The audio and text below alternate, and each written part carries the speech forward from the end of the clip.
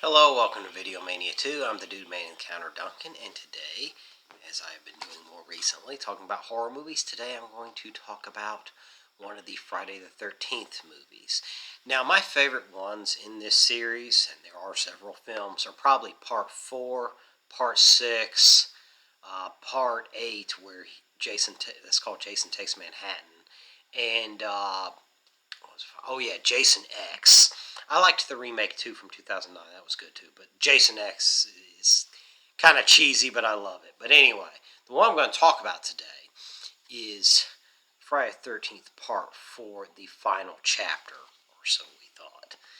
This one I thought, the first Friday the 13th, it was his mother doing the killing, and it was, at Crystal Lake, and it was kind of establishing the mythology. And there were some good kills, and it was, trying to find its stride. But pretty enjoyable movie, obviously. It laid the groundwork for many others. The second one, Jason had on the bag, with like the hole in it to see.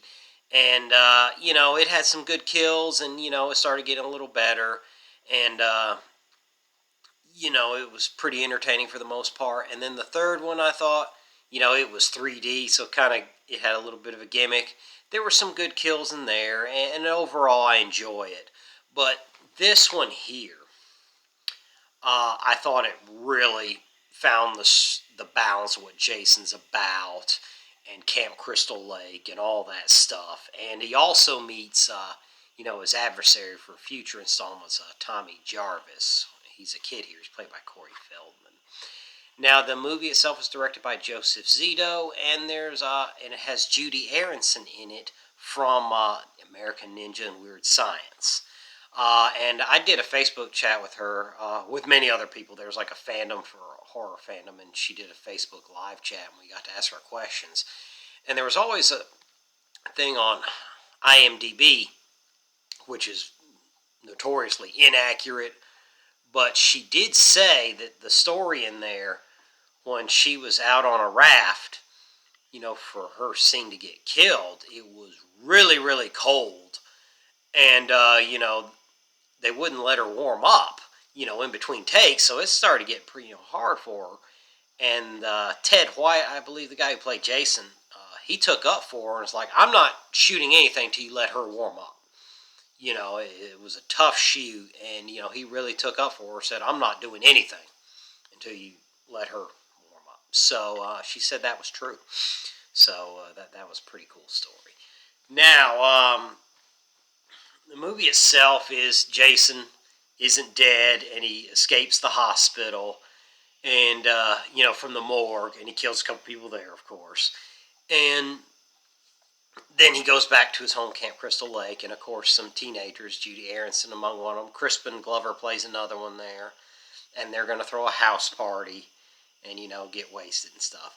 And what happens then, Jason obviously sees them and, oh boy, let's kill people, because that's what he does. He kills. And the thing that was cool about this, too, is kind of Hitchcocking a little bit. No, not like that too much, but you saw some of the kills, but you didn't see Jason so much early on.